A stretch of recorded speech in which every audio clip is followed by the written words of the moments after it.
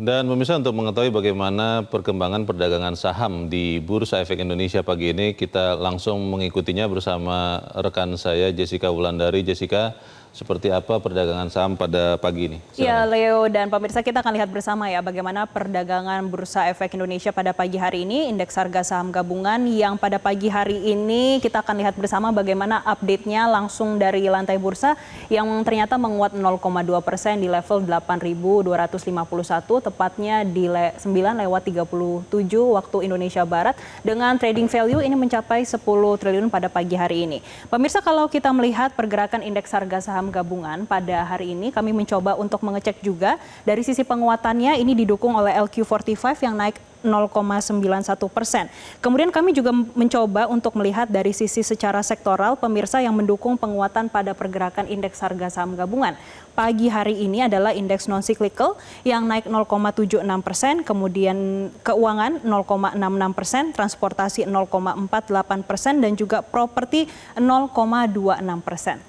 Kalau kita melihat pergerakan indeks harga saham gabungan pada pagi hari ini, pemirsa, ini tentunya pasca ada berita terkait dengan pengunduran diri dari Dirut Bursa Efek Indonesia, Iman Rahman, yang disampaikan pada pagi hari ini. Di satu sisi kita juga melihat pengumuman yang kemarin disampaikan oleh Otoritas Jasa Keuangan. Ada 3 langkah utama yang diumumkan OJK kemarin, pemirsa, terkait dengan reformasi metodologi data free float, kemudian pembongkaran data kepemilikan di bawah 5%, dan juga mandat free float minimal 15%, dan juga exit policy untuk emiten. Ini juga menyusul apa yang terjadi terkait dengan trading hold yang kemarin terjadi selama 2 kali. Jadi pemirsa, trading hold ini ramai dibahas. Sekarang Bursa Efek Indonesia atau BEI ini sempat membekukan perdagangan setelah indeks harga saham gabungan IHSG turun tajam hingga 8%. Ini menyentuh ambang batas trading hold. Yang menjadi pertanyaan sebetulnya apa itu trading hold? Jadi pemirsa, trading hold adalah penghentian sementara aktivitas perdagangan di bursa dalam periode tertentu. Tujuannya untuk memberi jeda agar informasi yang terserap dan juga mekanisme price discovery ini berjalan lebih baik. Kita akan melihat apa yang terjadi kemarin, pemirsa, untuk perdagangan saham yang sempat turun hingga 9% dan juga terjadi trading hold. Nah, pemirsa, trading hold ini terjadi pada seluruh pasar atau market wide.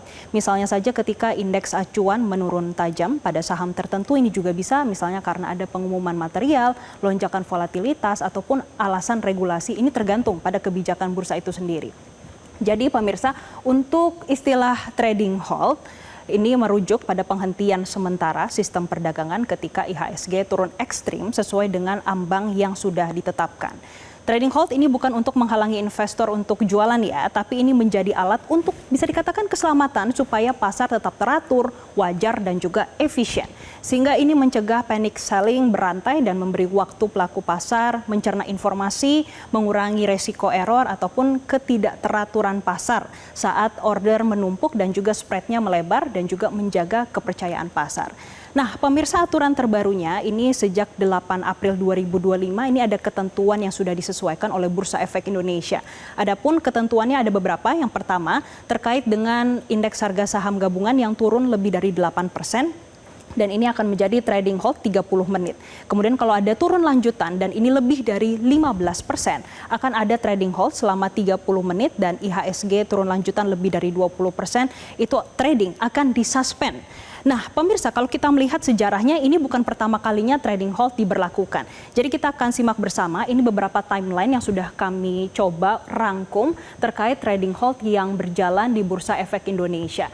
Pemirsa, kalau kita ingat di 8 Oktober 2008, saat itu ada krisis keuangan global. Saat itu indeks harga saham gabungan turun tajam dan menyebabkan trading hold atau ada pemberhentian sementara. Kemudian di tahun 2020 hingga selanjutnya hingga 19 Maret 2020, ini tepatnya saat pandemi COVID-19, saat itu trading hold terjadi berkali-kali. Misalnya di 12 Maret 2020, 13 Maret 2020, 17 Maret 2020, dan 19 Maret 2020. Berbeda dengan saat ini, kalau trading hold terjadi setelah 8% penurunan saat COVID-19, saat itu trading hold menurunnya 5% baru terjadi trading hold. Sekarang kita akan lihat selanjutnya, pemirsa, tidak hanya di tahun 2020 saja, trading hold juga sempat terjadi di tahun 2025, tepatnya di 18 Maret 2025 karena ada tekanan pasar yang tajam. Kemudian 8 April 2025 ini penurunan tajam pasca libur dan juga saat itu ada tarif Trump yang juga mempengaruhi sentimen pergerakan indeks harga saham gabungan. Dan yang terakhir ini terjadi pada pekan ini, yaitu tekanan pasar dari sentimen global yaitu MSCI yang membuat pergerakan indeks harga saham gabungan turun lebih dari 8% dan trading halt secara 2 hari berturut-turut, yaitu 28 dan 29 Januari 2026. Jadi itu dia pemirsa bagaimana sejarah terkait dengan trading halt yang terjadi di Indonesia. Ini bukanlah yang pertama kalinya, sebetulnya ini sudah terjadi sejak tahun 2008, namun sudah ada penyesuaian dilakukan. Kalau di tahun 2020 saat itu 5% dan saat ini adalah 8%. Kira-kira begitu pemirsa. Dan selanjutnya saya akan kembalikan rekan saya, Leo, silakan. Baik Jessica, menarik melihat apa yang terjadi tadi, ada beberapa timeline di situ yang sebetulnya keseluruhan trading halt itu dilakukan oleh otoritas bursa untuk meredakan kepanikan. Karena informasi yang belum merata biasanya membuat investor panik dan tidak mengambil keputusan yang tegas. Kita harap sekarang juga para investor sudah semakin tenang. Jelajahi cara baru mendapatkan informasi. Download Metro TV Extend sekarang.